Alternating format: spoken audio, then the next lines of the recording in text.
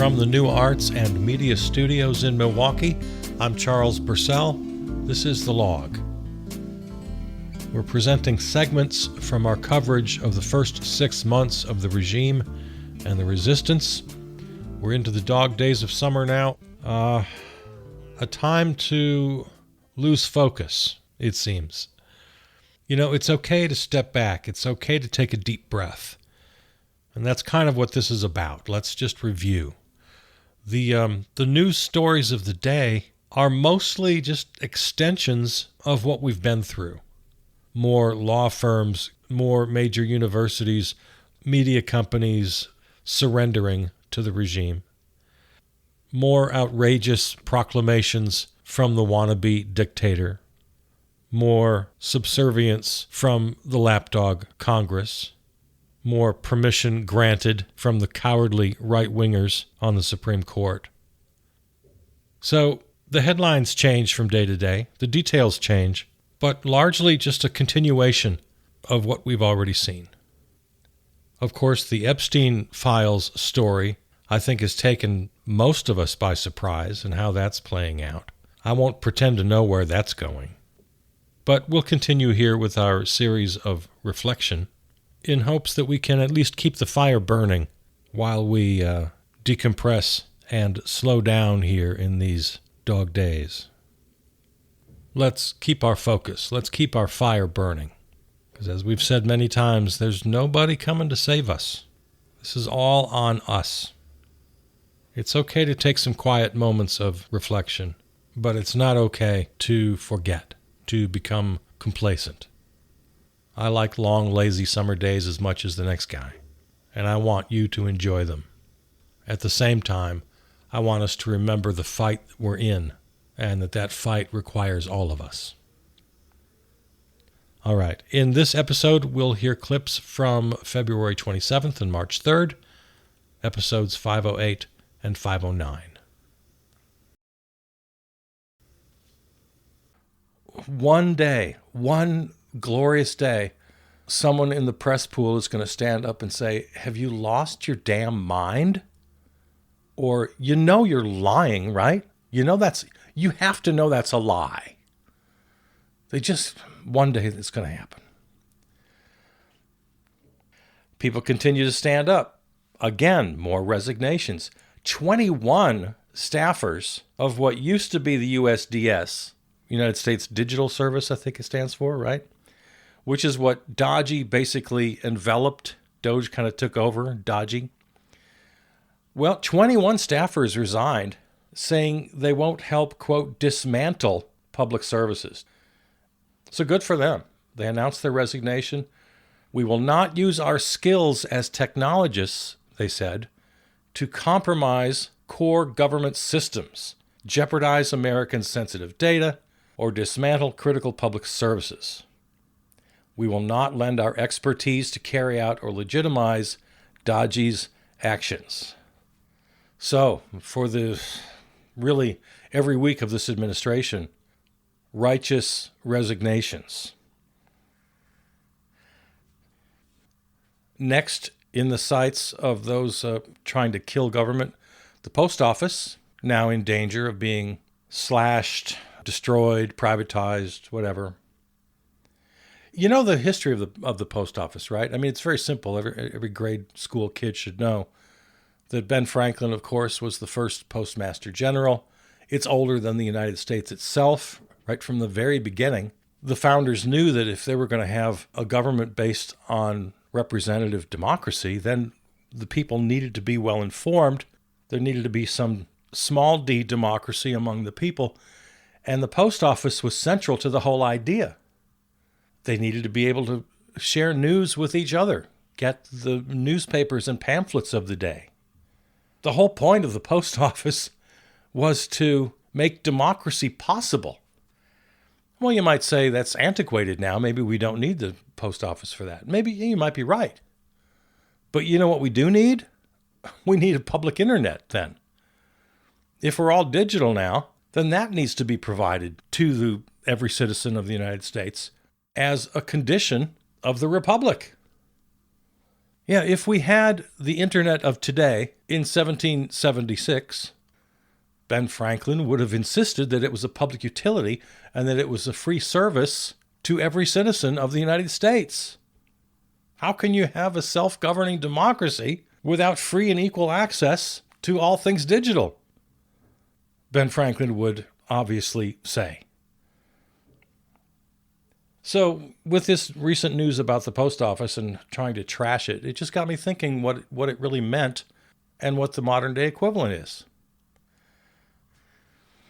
And we have to talk a little bit about what's going on with Dodgy. I mean, I know you know this, but just real quickly, the whole waste, fraud, and abuse thing, which you talked about in the so-called cabinet meeting, remember, it's just a colossal lie. If there is any waste, fraud, and abuse, and I'm sure you could find some, it's not where they're looking. That's all just a game. It's all pretend. Where's there real waste, fraud, and abuse? How about in industry CEOs and lobbyists who bribe Congress and write the laws? How about the members of Congress themselves who take the bribes and pass the laws? How about all the individuals gaming the system, the rich ones? COVID was a great example. Remember the millions and millions of dollars that were rightfully allocated to COVID relief? That was a good thing. The problem was individuals and companies in the private sector with their teams of lawyers figured out how to game the system and take literally half of those funds. So yeah, if there's waste, fraud, and abuse, go to where it really is. You don't fire some low-level park ranger or a VA nurse. I mean, you gotta know this. Anybody who stands up and tries to defend the dodgy way, you have to know the truth about this, and you have to have the ammunition to fight back. Low and mid-level federal workers are not the ones to blame for any waste, fraud, and abuse. In fact, they're the best thing the government does. If you've ever worked for a large company, you know that the people on the bottom of the rung do literally all the work, and there's a boss way on top, and everybody in between, you probably could let go. All the middle management, all the BS jobs. But no, the kind of cuts that Dodgy is making illegally, those are the things that government does best. That's why they want them gone, because they want to destroy government. They want to privatize everything. This is not an accident. This is intentional. They're intentionally going after the very best of what government does. This is the oldest play in the conservative Republicans' playbook. They've been singing this same song, to mix my metaphors here, for decades and decades. Oh, waste, fraud, and abuse. Government's fat and bloated. And to invent this ridiculous new agency, this Dodgy, well, okay, put it on the shelf along with Office of Management and Budget, the Congressional Budget Office, the House Oversight Committee, Budget Committee, Ways and Means, a bunch of other House and Senate committees that oversee federal agencies, their independent inspectors general. There's all these different entities, organizations, and individuals designed to do this very thing, to be a watchdog, to keep an eye on waste, fraud, and abuse. And I'm sure there are more. Those are just off the top of my head. So to add this extra layer of Dodgy is just such a game. It's such a lie. It's such a colossal lie. And all the while, this attack on democracy. Because they can't do any of this unless they first destroy democracy. Like what happens when the DOJ lets MAGA friends walk and pursues enemies. We've already seen a couple of examples of that. The Corey Mills thing, Republican Corey Mills, I don't need to get into the story, something he beat up his girlfriend or something, I don't know what it is. But the point is, the U.S. Attorney's Office doesn't want to hear anything about it. They declined an arrest warrant. They just didn't act on it. I guess there was a request for an arrest warrant, and they said, nah, it's all right. He's one of the good guys. He's apparently married with a couple of kids, and he beat up his girlfriend. But no, we don't want to have anything to do with that. That very same U.S. attorney who declined to take the case, this is his quote, Edward Martin, quote, As President Trump's lawyers, we are proud to fight to protect his leadership as our president, and we are vigilant in standing against entities like the AP that refuse to put America first. That's a quote from a United States attorney calling himself Trump's lawyer. That's how far we've already gone. And how far can it go? What's going to happen when the military is given an unlawful order, which I'm sure at some point they will? When Health and Human Services faces its first pandemic. We've already got 124 cases of measles in Texas that RFK Jr. is downplaying. Well, we have measles epidemics all the time. No. This is unique. It's the worst in many decades. What happens when the FBI starts going after its enemies list? When the Interior and Energy departments hit full gear here in ignoring climate and environment issues? The Department of Homeland Security and National Intelligence, I wonder how they're going to respond to the next international threat. Because there's going to be one. There's going to be a cyber attack or a terror attack. There's going to be something. I mean, we've already seen hints of this with how they treated the Russian election interference, just denying it, calling it a hoax, just to please dear leader. That's from his first go-round. How will FEMA respond to the next natural disaster? We're already seeing a crackdown on the free press. White House has decided they're going to choose who covers them now. For the first time in the history of the White House press corps, the White House is now choosing who will be in the pool. When they have events where everybody can't come, it's a smaller event or it's on a plane or something, there's a pool chosen by, and it always has been throughout history, chosen by the press itself, who's going to be in the pool. Well, for the first time ever, that's now gone, and the White House itself is going to decide for themselves who's going to cover them. Today, that was a pool of reporters in this small room covering the so-called cabinet meeting. For every such cabinet meeting in history, the White House press corps would decide who's in the pool, but today, the White House decided who would be in that pool. They're deciding who's going to cover them. I want to talk about our demands. So we're having all this collective action, but what are our demands? I'm fine with loose affiliations. So what are your demands? For me, it's mostly about democracy. It's about abuse of government. It's about this wannabe dictator. It's about governing itself. It's about the nature of our democracy and this attempt to become an authoritarian white Christian nationalist dictatorship. So my demands, they're big and they're simple. The Orange Menace needs to step down or be impeached. That's my demand, if anybody asks me. I want all fired personnel restored to their positions. I want all previous funding restored to their levels as Congress passed them. I want all agencies and departments restored to the level they were at on January 20th, 2025, because all of the cutting and slashing and chainsawing has been illegal. See, this goes way beyond just policy. I'd like to see every member of the cabinet resign. It's a virtual clown car of conspiracy theorists, election deniers, most of them comically unqualified, in their positions only because of their status as sycophants.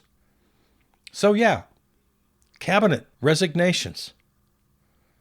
Every executive order rescinded, a complete and utter abuse of power, lawless, unconstitutional so-called orders.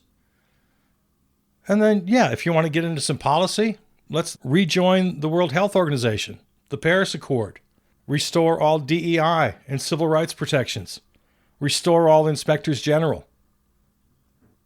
And then we can go real wide. At some point, I want the dissolution of the Republican Party. I want to nationalize the internet. I want a national health system, a national housing system. I want a universal basic income. We can get into the big stuff here.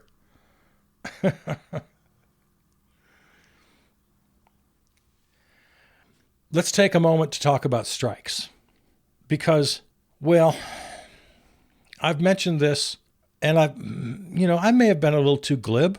I'm going to take just kind of a step back because I've seen some really good commentary and some real honest questions about how we should do it. And the way we conduct a general strike is going to have to rely on my credo of do what you do and do what you can. Everybody has to answer this for themselves. Because if you want to participate in the strike, well, you have to be careful of how you do it. If you have the kind of a job and the kind of a company and the kind of a boss who can just fire you for striking, I mean, it's legal. It's not moral or ethical, but it's legal. They can fire you. If you call in and say, I'm on strike today, I'm not coming in, which that's where I was a little bit glib. And I apologize for that. But I want to fix that. If you're in that very vulnerable position, don't call in and say, I'm on strike. They can fire you. Now, if you have an understanding boss, if you have a cool situation, a cool company, and you feel like, they'll support you, go ahead. This needs to be your decision. I would hope that unions that are already organized can find a way to organize their workers in this general strike. But again, labor law is very complicated.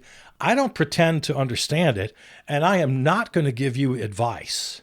Please don't take my advice, except this advice. Be careful. If you need to just call in sick, fine. If you need to take a personal day, fine. If you want to participate in the general strike, absolutely find a way to do it.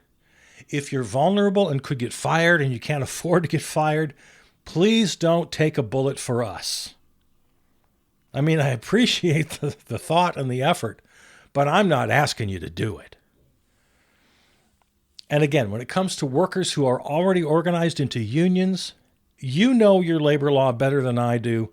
Talk with your leadership, talk with your rank and file, talk about the general strikes and how you can participate, if you can participate. I think it's absolutely vital that the general strikes, it's so important that they be successful. But I understand each individual worker at each individual workplace is going to have its own unique story. I totally appreciate that. I understand that. But it's so important that the strikes and the boycotts take place and that they become permanent.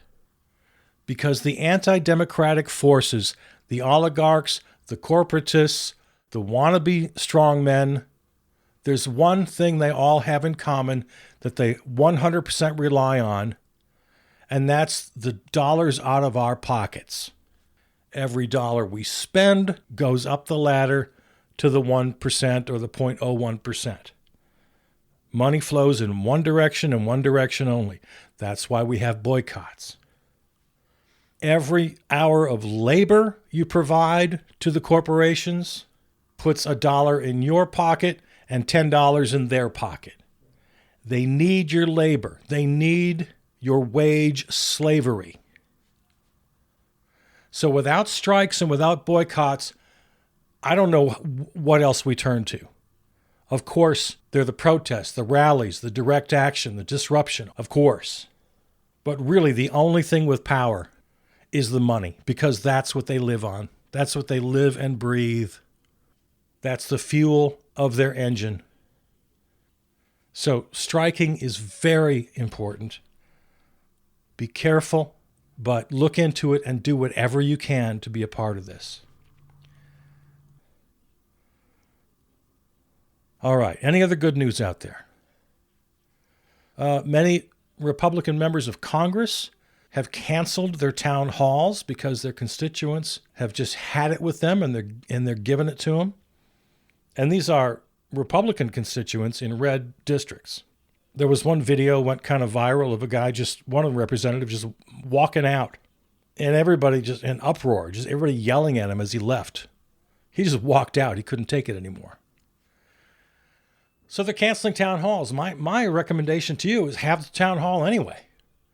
Have your own town halls. Schedule it. Promote it.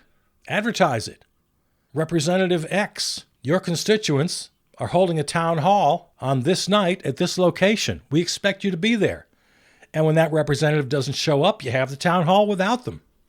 And you invite the press, and you have a big empty chair and a big empty podium, and you air your grievances, and you have your town hall, and do all the yelling and questioning that you would if they were there. We've had righteous resignations every week of this regime.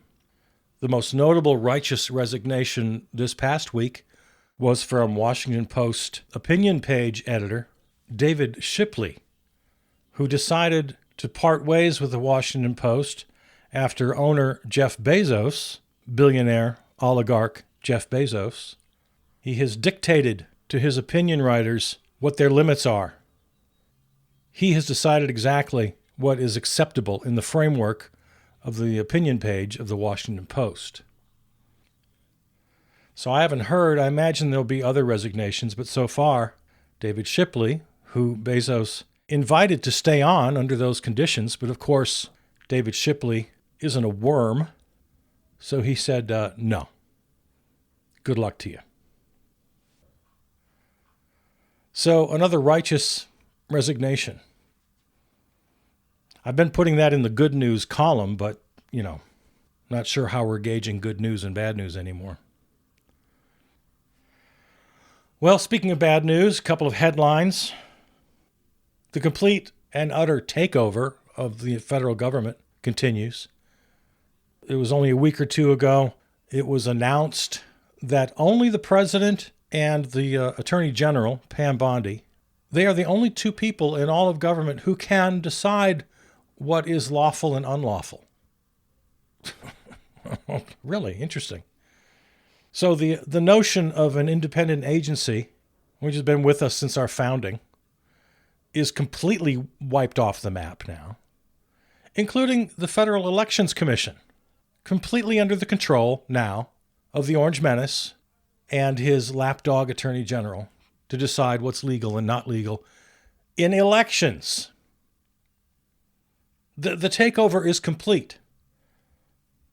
As I've said, make no confusion about present tense, past tense, future tense. No, it's not coming, the dangers of fascism. No, it's here. We are living under it. It has arrived in full flower. The Orange Menace is taking legal action to threaten the very concept of anonymous sources in journalism.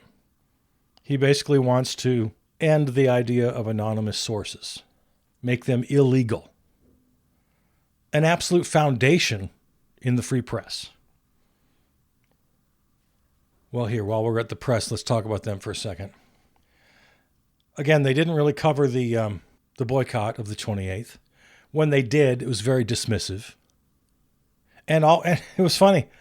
They only discovered it, the mainstream media, a day or two before, and reported it as though they were breaking news.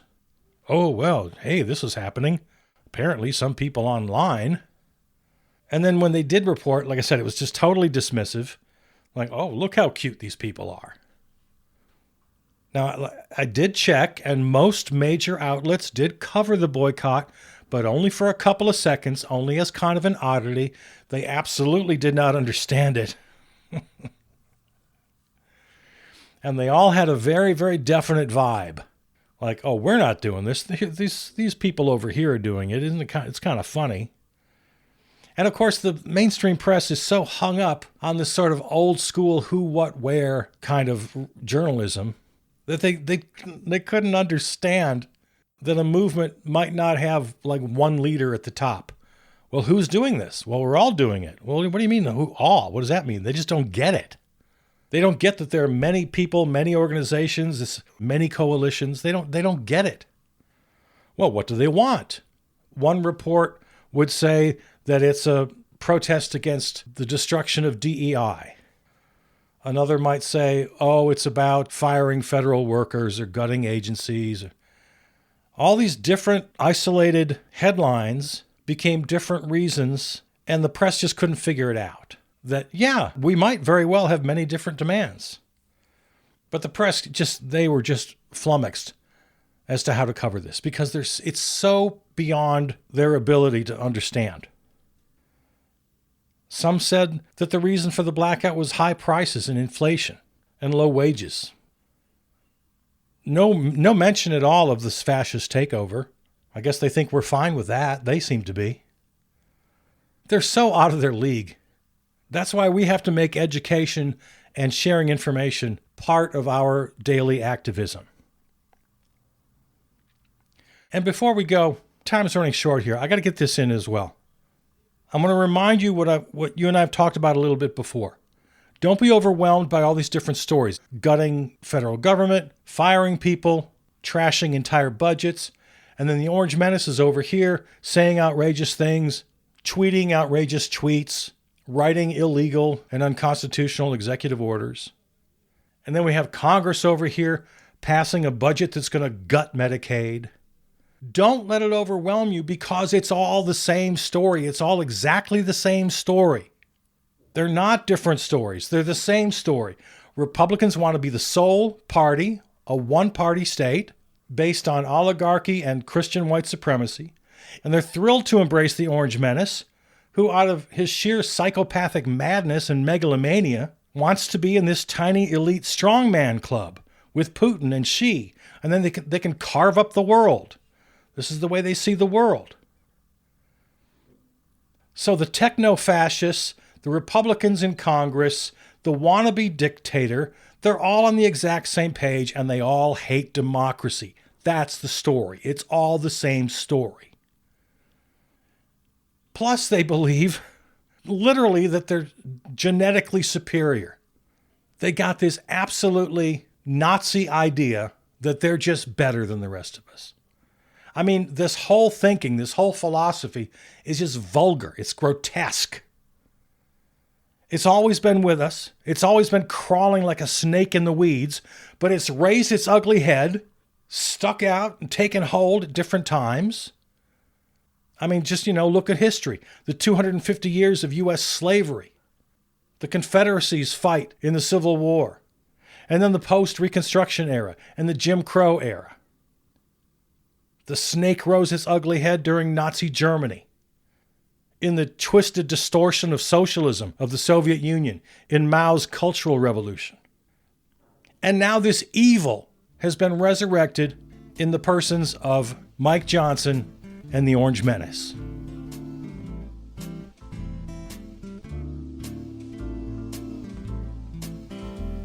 You've been listening to a best of episode of The Log, featuring clips from February 27th and March 3rd, episodes 508 and 509. Find all the shows at our website, charlesburcell.com, or on your favorite podcast platform. Follow on Substack and Blue Sky. Thanks to our home station, River West Radio in Milwaukee. Peter Donalds wrote and performed the theme song. All right, I love you. See you out there.